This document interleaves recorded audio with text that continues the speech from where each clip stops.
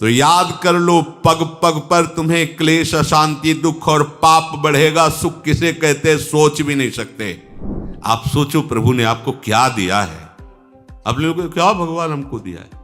तुम्हें सत्संग का महत्व पता है, तुम्हें धाम का महत्व पता है, तुम्हें नाम का महत्व पता है, तुम्हें उपासना का महत्व पता है? नहीं, फिर भी हमें ऐसी अमूल्य चीज दे दी प्रभु ने, और कोई कसौटी नहीं की। कसौटी लायक नहीं तो कसौटी क्या करे। सब कुछ नष्ट हो जाए, अपनी निष्ठा नहीं, असाधन नहीं होगा तो निंदा बुरी लगेगी नहीं, पक्का। अपमान नहीं बुरा लगेगा, पक्का। सम्मान अच्छा नहीं लगेगा, प्रशंसा अच्छी नहीं लगेगी, पक्का। यदि आप सही मार्ग में चल रहे तो ये लक्षण आएंगे। सम्मानम कल्याति घोर गर्लम नीचापमानम सुधा, ये थर्मामीटर है। प्रभु का नाम जपता है तो प्रभु उसके हाथ में है। जैसे पतंग जिधर चाहे उड़ावे, ऐसे बंदे तू अकेला नहीं, राम तेरे साथ। प्रभु कहते जो ऐसा भक्त है वो मुझे बहुत प्रिय है, और वही वास्तविक संसार की सेवा अपने जैसा भाव करके कर। ये भोग वासना जो आपके अंदर बनी हुई है, जो विषयों का दासत्व बना हुआ है, तुम्हें प्रभु का दास नहीं होने दे रहा है। इसकी कसौटी है। एक तरफ हमारे सामने प्रभु है, एक तरफ विषय है। आप विषयों की प्राप्ति में प्रभु को चुनते हैं या विषय को देखो चुनना। ये एक तरफ प्रभु, एक तरफ विषय संसार। एक तरफ आपका मार्ग जा रहा है सत्य सच्चिदानंद की तरफ, जिसमें भगवान मिलने के लिए खड़े। एक तरफ जा रहा है धन की, मान की, प्रतिष्ठा की, यश की तरफ, जो आपको दुर्गति की तरफ ले जा रहा है। स्पष्ट महापुरुषों ने जो देखा है उसका वर्णन करते हैं। हम मान चाहेंगे, धन चाहेंगे तो हमारा मार्ग छूट जाएगा। प्रभु की प्रियता सत्य में है, और सत्य त्रिकाल सत्य है। तुम्हारी साधना की कसौटी होगी, परीक्षा होगी, तब पता तुम्हें चल जाएगा तो कि तुम किसके हो। ये बात बहुत बड़ी चूक है। देखो, हरिश्चंद्र महाराज सत्य का आश्रय लेने वाले चक्रवर्ती सम्राट, सत्य अर्थात भगवान का आश्रय लेने वाले। भगवान का नाम सत्य नारायण, सच्चिदानंद रूपाय प्रभु श्री कृष्ण के लिए कहा गया। विश्वोत्पत्त्यादि हेतवे तापत्रय विनाशाय श्री कृष्णाय वयम नमः। सबसे पहला शब्द है सत्य। प्रभु है सत्य। हरिश्चंद्र जी महाराज की सत्यता, दानशीलता, चराचर जगत की सेवा भावना और भगवद स्मृति, इसकी कसौटी के लिए महामहिम ब्रह्म ऋषि विश्वामित्र जी आए। उनका एक बहुत सुंदर वन था। एक विशाल वाराह उसको विध्वंस कर रहा था। मायाकृत वाराह को विश्वामित्र जी ने प्रकट किया। जितने सैनिक थे उसके भयवश भाग पड़े। ऐसा विशाल वाराह, कोई अस्त्र शस्त्र उसके काम नहीं कर रहा था। जाके सूचना दी। चक्रवर्ती सम्राट थे, बलशाली भी थे, और का चिंता की बात नहीं। घोड़े पर सवार हुए वहां पहुंचे तो कोई वाराह नहीं। भगवान के महान महिम स्वरूप को जानने वाले विश्वामित्र जी, जिनके चरण भगवान दाबे हैं, चरण चाहते हैं विश्वामित्र जी के। विश्वामित्र जी खड़े थे, प्रणाम किया साष्टांग। अहो भाग्य, आज तो भगवान हमारे ऊपर बहुत प्रसन्न हुए। आप जैसे महामहिम ब्रह्म ऋषि के दर्शन हो गए। प्रभु आज्ञा करो, आपकी क्या सेवा करें।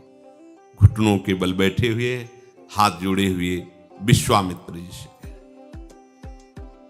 बस राजन, अगर सेवा की बात कहते हो तो घोड़े की लगाम और खजाने की चाबी दे दी। वो हंस पड़े। महाराज, केवल 2 चीजें? हाँ, तुम दो तो दिया। फिर 20 भार स्वर्ण दक्षिणा में दीजिए। 20 भार, जितना चाहे। मिथ्यावादी, तेरा क्या रह गया? खजाने की चाबी मतलब मेरा पूरा खजाना, घोड़े की लगाम अर्थात जहां तक चक्रवर्ती सम्राट पद में तूने यात्रा की, मेरा सम्राट पद वही जो चारों तरफ विजय प्राप्त की। बात सत्य? हाँ। तो 20 भार स्वर्ण दक्षिणा में। महाराज, मेरी तो बुद्धि चकरा गई, सब कुछ आपका है, ये तो पक्का। अब ये 20 भार स्वर्ण, हमें उपाय बता दीजिए। तो इस राज्य से निकलो, तुम्हारे राज्य की सीमा के बाहर है काशी। काशी किसी राजा के शासन में नहीं, भगवान विश्वनाथ जी की नगरी है। जाओ वहां, छोड़ो ये राज्य और बिको, और तीनों के बिकने पर जो स्वर्ण राशि प्राप्त वो दे दो, हम संतुष्ट हो जाएंगे दक्षिणा। देखो कसौटी। हाँ, सत्य को अपना जीवन बनाने वाले, सब कुछ भगवान का है, हम उनके दास हैं ऐसा मानने वाले, भगवान के भक्तों में श्रद्धा रखने वाले, उनके लिए कोई भी कष्ट, कोई कष्ट नहीं होता। सत्य संध के लिए प्राण चले जाएं, सर्वस्व नष्ट हो जाए, पर वो अपने मार्ग को नहीं छोड़ते। हरिश्चंद्र जी ने विश्वामित्र जी को देने के लिए अपने दक्षिणा के लिए काशी में गए। अब चक्रवर्ती सम्राट को कौन खरीद सकता, जानते तो सभी थे। जहां वो कहते मुझे कोई खरीद ले, पर मुझे 20 भार स्वर्ण चाहिए। मेरी पत्नी, उनकी शैब्या पत्नी, बड़ा मतलब कारुणिक प्रसंग है, जो महलों से बाहर कभी किसी ने देखा नहीं, वो बिकने के लिए अपने पति के साथ। देखो उनका पातिव्रत धर्म, कि आप हारे हो, हम थोड़ी हारे, जाओ तुम्हें जहां जाना हो। और पुत्र रोहित कुंवर, तीनों साथ काशी में बिकने के लिए, कौन खरीदेगा?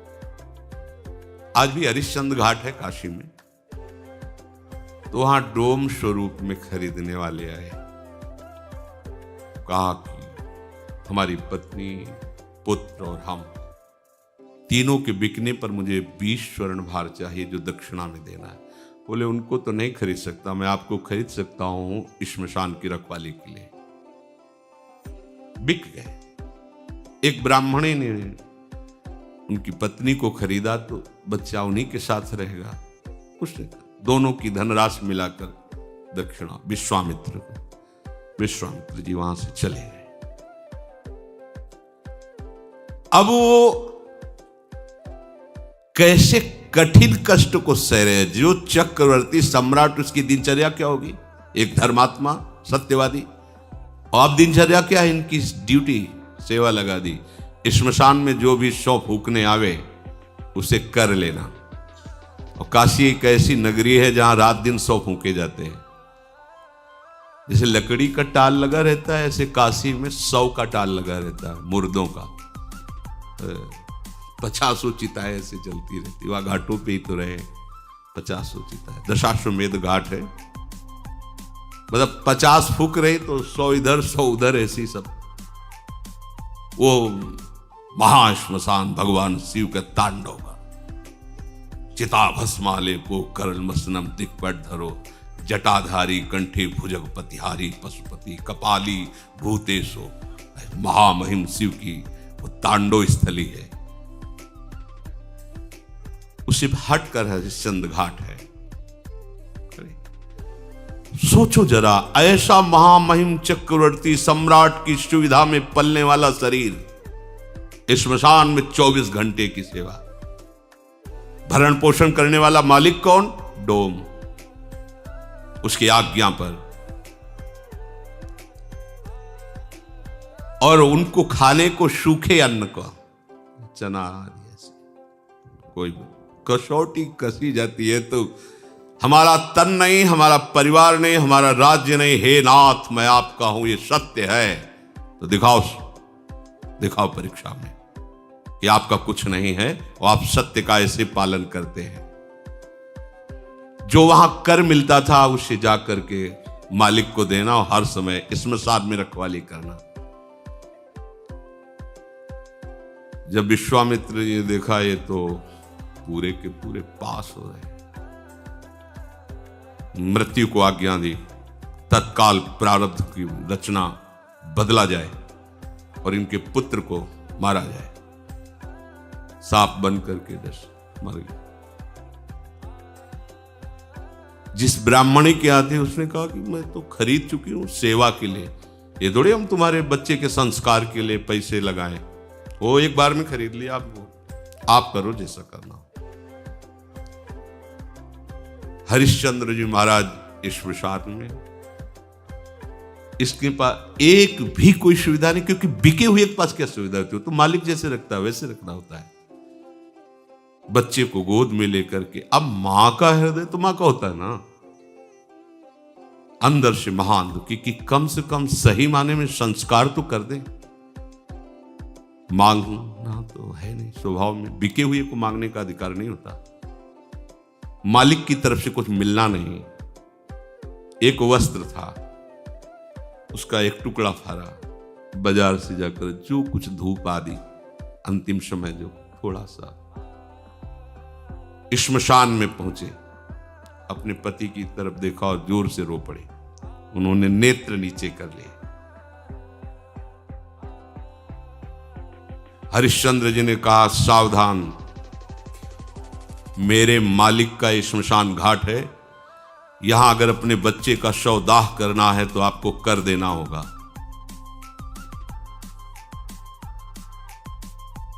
रो पड़ी, आपका भी तो पुत्र नहीं, मैं सिर्फ डोम का इस समय नौकर हूं, बिका हुआ, बिना कर लिए आप इस घाट पर दाह संस्कार नहीं कर सकते। उनका स्वामी आपको पता है ना, आप पहचान रहे हो ना, मैं सिर्फ एक बिका हुआ नौकर हूं। अगर आप यहां संस्कार करना चाहती है तो आपको कर देना होगा। तो आप ही बता दो ना कि अब कर में क्या दूं? शरीर भी तो बेच दिया है, क्या है? एक पुत्र है, वो भी मृत्यु को प्राप्त हो गया है। आपकी ही सत्यता का पालन करने के लिए सब है। आप ही बोल दो ना क्या कर। तो जितना वस्त्र बचा है उसका अगर आधा आप दे दो तो इसी को हम कर मान करके आपको आदेश कर दें। रक्षा में श्मशान में रहते थे, इसलिए उनके पास अस्त्र था ही, उससे वस्त्र कर के रूप में लिया। देखो कैसी भगवान की कसौटी, अपने लोग कसौटी 100 ग्राम बर्फी में ईमान खो देंगे, प्रभु को भूल जाएंगे। कसौटी लायक कहाँ है यार? तभी कह रहे कि आप सोचो प्रभु ने आपको क्या दिया है। अपने लोगों को क्या भगवान हमको दिया है? तुम्हें सत्संग का महत्व पता है? तुम्हें धाम का महत्व पता है? तुम्हें नाम का महत्व पता है?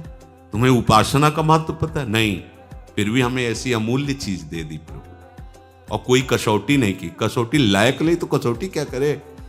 कसौटी तो इन महापुरुषों की होती है।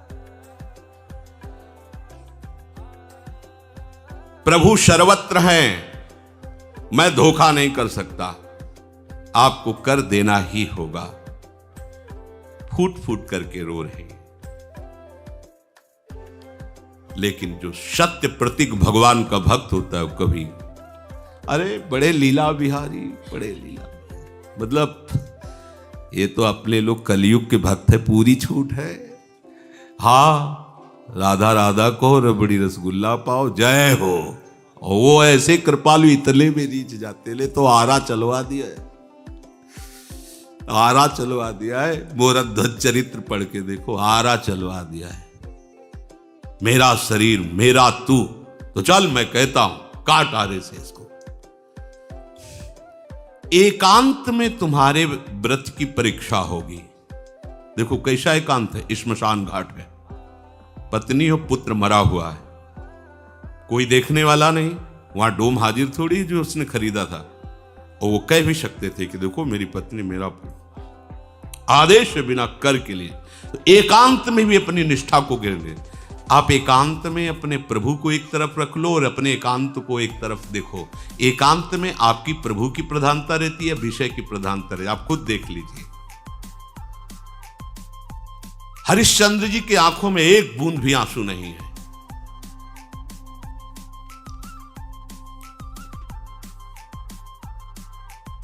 जे ही वस्त्र फाड़ करके कर के लिए देने को विश्वामित्र जी प्रकट हो, बस बस हो गया।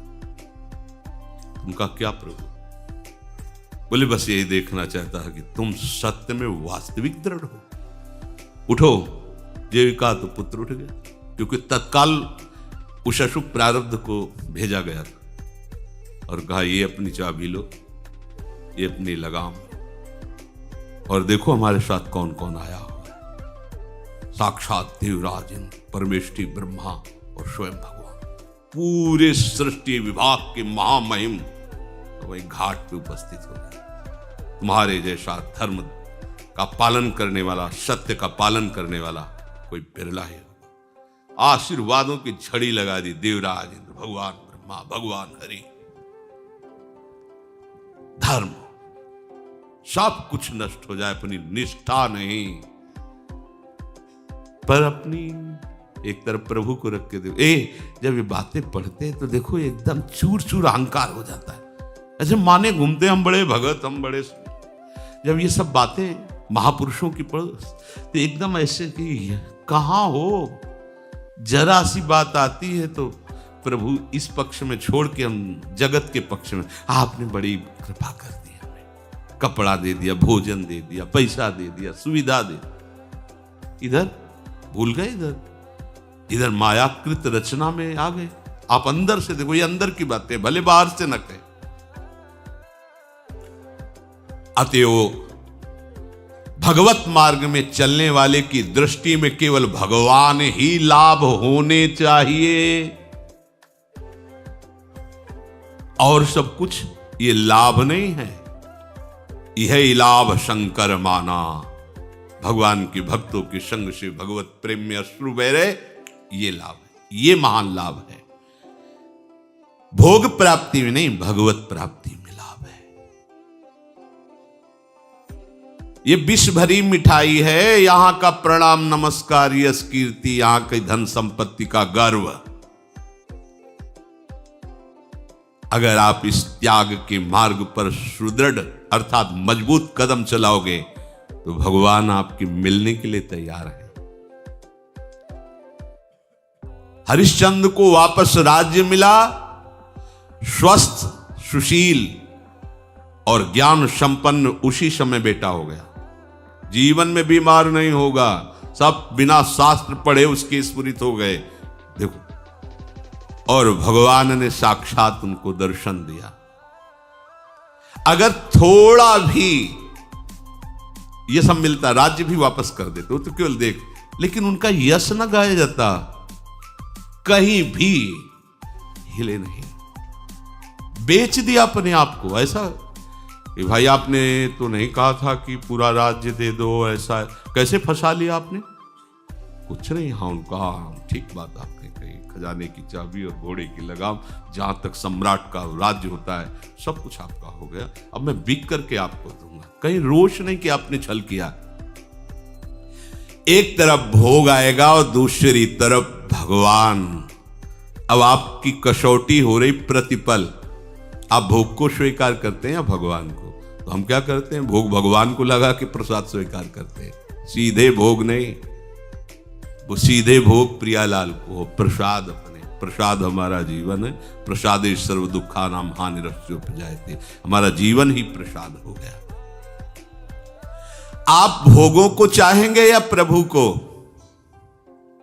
आप देख लो, तुम्हारी निष्ठा ही सिद्ध कर देगी तुम क्या हो। विषयासक्त हो तो याद कर लो, पग पग पर तुम्हें क्लेश, अशांति, दुख और पाप बढ़ेगा। सुख किसे कहते सोच भी नहीं सकते। यह हम तुम्हें बहुत सावधानी की बात कहते हैं। तुम अपनी संपत्ति को महत्व देते हो या प्रभु को? तुम्हारे साथ क्या जाएगा यहां से? अरे मृत्यु के पूर्व ही सब कुछ नाश हो रहा है, तुम देख रहे हो, फिर मृत्यु आने पर शरीर का ही नाश हो जाएगा, जाएगा क्या?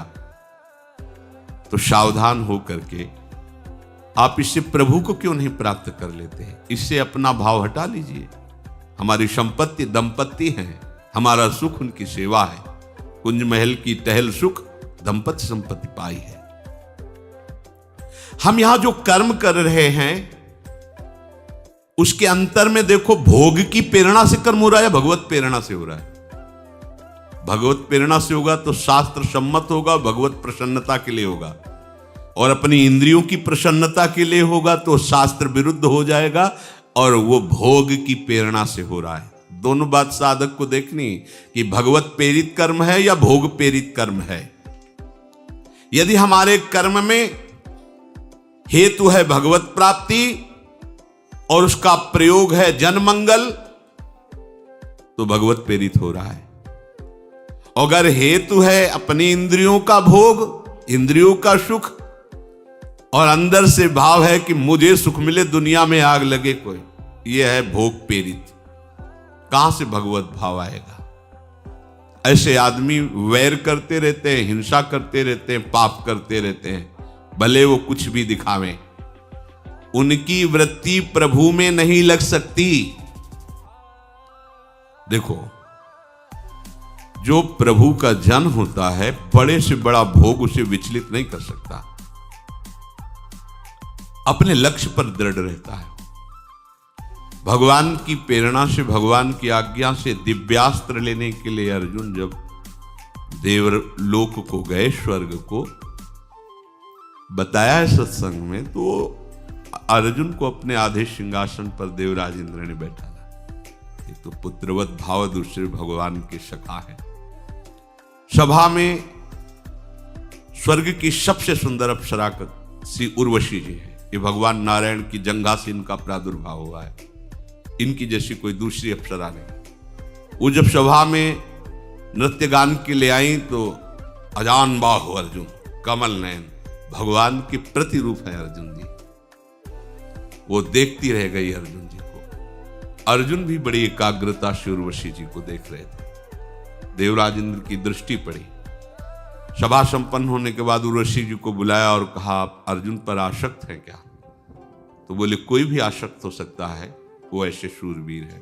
बोले, जाओ आज उनकी सेवा में उपस्थित हो, हमारा आदेश है। उर्वशी जी जहां से चलती है तो उनके साथ जैसे कोहरा छाया हुआ, ऐसे घना अंधकार रहता है आसपास, कोई दूसरा देख नहीं सकता बादलों का, और सौरभ से सुवासित वो मार्ग अपने आप हो जाता है जहां से उर्वशी जी अर्जुन के महल में पहुंची। अर्जुन ने जी देखा, उर्वशी जी आई, आसन से उतर पड़े और घुटने के बल होकर के वो किसी और भाव से आ रहे तो कांप गए। ये क्या, तुम जानते नहीं हो तुम क्या कर रहे हो? अर्जुन का जानता हूं, मेरी माता कुंती और आप में बिल्कुल मुझे फर्क नजर नहीं आ रहा। माता माद्री और माता कुंती, उसी दृष्टि में आप मेरी हो। बहुत रोष है। उर्वशी जी का देवराज इंद्र ने आदेश किया है आपकी सेवा में उपस्थित होने, आप ऐसा व्यवहार मत कीजिए, अर्जुन जी से कहा। अर्जुन ने कहा, फिर मैं तुम्हें बता देता हूं कि मेरी दृष्टि नहीं परिवर्तित हो सकती। जय बार आप मेरे को प्रेरित करेंगे, तय बार मैं माता के कर संबोधन करूंगा और उसी दृष्टि से देखूंगा। आप देखो, जहां उर्वशी जी का ऐसा कभी प्रसंग आता है तो बड़े बड़े ऋषि मुनि जो तप प्रधान हैं वो मोहित हो गए, लेकिन भगवान का सखा मात्र भाव एक मिनट भी विचलित नहीं। तो ऐसे ही एक तरफ भगवान है, एक तरफ माया की रचना है। अब आपकी उसी समय निष्ठा की परीक्षा होगी। आप देखते रहना, ये भगवान परीक्षा नहीं लेते, आप समझो भगवान तो बड़े कृपालु हैं, लेकिन वहां तक पहुंचने के लिए अनंत शक्तियां भगवान की हैं। वो योग्य बनाती है हमें, भगवान की योग्य बनाती है। तो जब हम फेल होते तब फिर महापुरुषों की कृपा हमें उठाती, आगे बढ़ाती, पर आपको पास होना पड़ेगा इस बात में। एक तरफ आपके प्रभु हैं और एक तरफ है माया का आकर्षण। उस समय आपको सावधान होना है। आप कुछ भी खा रहे हैं, पी रहे हैं, देख रहे हैं, सुन रहे हैं, बोल रहे हैं, चल रहे हैं, तो भगवत स्मृति है कि नहीं? अगर नहीं है तो आप लुट गए उधर, आप उधर प्रभावित हो गए, उधर ज्यादा महत्व कर लिया प्रभु से बढ़कर, तभी तो उसकी याद उसी में तन्मय हो गए जो प्रभु से बढ़कर माना। किसी भी उपासक को इस संसार की हर वस्तु, व्यक्ति, स्थान, ये मामूली सी बात नजर आनी चाहिए प्रभु के सामने। आप देखो, ये बस समझना होगा, ये क्या, ये नहीं, हाँ ये नहीं, ये तो केवल प्रभु के लिए होना चाहिए। क्या हमें लगता है कि एक बार भी प्रियाजू की रूप माधुरी सुनकर, देखा तो नहीं मानो आप, तो सुनकर एक बार भी विचार हुआ कभी, कैसी प्रियाजी होंगी? कह रहे कि कोटि कोटि रसना जो रोम रोम प्रति होए, प्यारी जी के रूप को न प्रमाण कहो जाते। कैसी प्रियाजू हमारी, कभी सोचा नहीं? ऐसे साधारण मर्त रूपों को, मर्त पदों को, मर्त बातों को उपासक ऐसे करके देखे तो मतलब फिर तो गड़बड़ हो गया ना। देखो ना, उर्वशी जी की तरफ कैसी दृष्टि अर्जुन जी की है। वो कह रहे कुंती माता के समान आपके प्रति। हमारी अगर दृष्टि कहीं जाए तो अपने प्रियालाल को लेके जाए, अकेले ना जाए। अकेले जा रही मतलब प्रियालाल से बढ़कर आप उसको मान लिए हैं। अब इसकी पहचान कि आप प्रियालाल को लेकर के हो या आप उस व्यक्ति वस्तु के महत्व को लेकर हो। भगवान कह रहे तुल्य निंदा स्तुतिर मौनी संतुष्टो एन केनचित अनिकेतः स्थिरमतिर् भक्तिमान में प्रियो न रहा। थर्मामीटर डाल दो, कितना बुखार है पता चल जाएगा। ये भगवान ने थर्मामीटर दे दिया। प्रभु को यदि तुम अपना महत्व दे दिए हो कि मेरे प्रीतम से बढ़कर कोई नहीं, तो आप व्यवहार में जाओगे, व्यक्तियों के बीच में जाओगे, वस्तुओं के बीच में जाओगे, पदार्थों के, कोई घटना, कोई परिस्थिति, पर उस समय आपकी स्थिति ये होगी तो आप प्रभु को लिए हुए हैं। क्या? तुल्य निंदा स्तुतिर। आप जब व्यवहार में उतरेंगे तो कोई आपकी निंदा भी करेगा, है, होता है, सबकी होती है। ऐसा न सोचो कि वाह वाह, गालियां भी मिलेंगी, तो मिलती है, और वाह वाह भी होगी। ऐसा नहीं कि केवल गालियां ही मिले, स्तुति भी होगी। क्या बात है, ऐसा भी होगा और उधर से भी होगा। क्या बात है, कुछ नहीं, पाखंड है, नाटक है, नौटंकी है, रुपया कमाने का तरीका है। अब दोनों बातें सुनकर के तुम्हारे हृदय में कुछ भी हलचल नहीं होनी चाहिए। तुल्य निंदा स्तुतिर समान, बिल्कुल कोई हलचल नहीं होनी चाहिए। गाली मिली, अरे अब तो लोग ऐसा कह रहे हैं, ऐसा कह रहे हैं, बिल्कुल शांत। या बड़ाई हो रही, ऐसा लोग कह रहे हैं, ऐसा कह रहे, बिल्कुल शांत, कोई फर्क नहीं, तो आप प्रभु को लिए हुए हो साथ में। और मौनी, ना स्तुति करने वाले की प्रशंसा, ना निंदा करने वाले की निंदा, शांत, किसी के विषय में कुछ नहीं, शांत, मौनी। इसीलिए भगवान ने मौनी, मन शांत अपने प्रभु में लगा है। मेरे प्रभु की लीला है, कोई स्तुति कर रहा है, कोई निंदा कर रहा है, ये सब मायाकृत है। शांत, ये समझा नहीं रहा किसी को, अपने आप अपने मन, और मन को शांत किए हुए प्रभु में लगाए। मन मौन हो गया, वाणी की क्या कहे, मन मौन हो गया। भगवान कह रहे हैं अगली बात, संतुष्टो एन केनवा एन केनचित। कैसी भी परिस्थिति है, विकट से विकट घटना है या बड़ा से बड़ा महान, कोई हलचल हृदय में, संतुष्ट है, शांत है। अनिकेता, रहने के स्थान में बिल्कुल कोई ममता नहीं है कि ये मेरा है। स्थिर मतिर, भगवान में एकमात्र प्रियालाल में मति स्थिर है। भगवान कहते हो मेरा भक्त है, मेरी मान्यता, भगवान कहे मेरी मान्यता, और मुझे वही भक्त प्रिय है जो ऐसा है। भक्तिमान में प्रियो नरा, वो मनुष्य मुझे बहुत प्रिय है वो मैं कहता हूं मेरा भक्त है जो ऐसा है, जो निंदा में स्तुति में समान भाव, मन जिसका शांत हो गया है, वाणी जिसकी मौन, उस वाणी मौन उसी की कही जाती है। करना मौन नहीं, कितनी परेशानी है।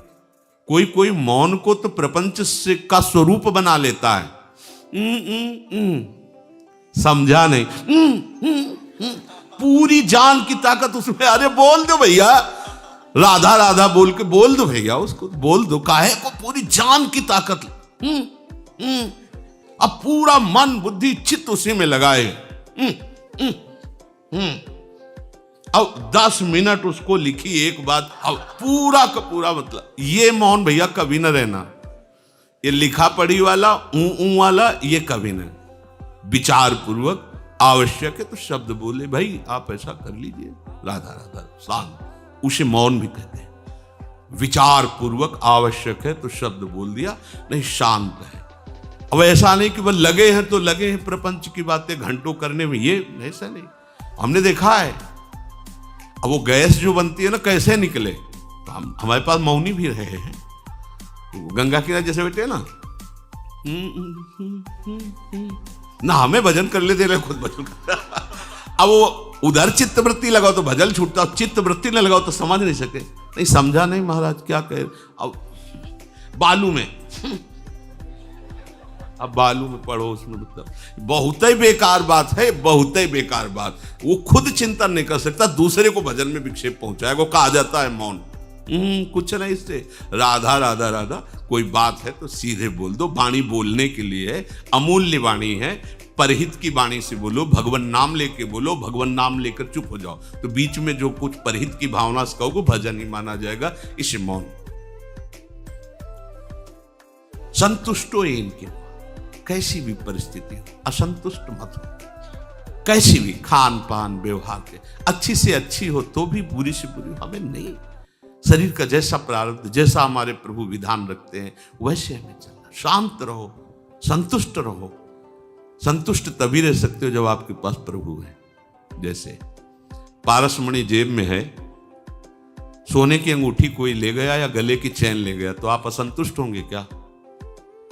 जानते, घर जाते ही 1 किलो लोहे में छुआ देंगे, सोना बन जाएगा। कितनी जंजीरें पहनो, पहन लो।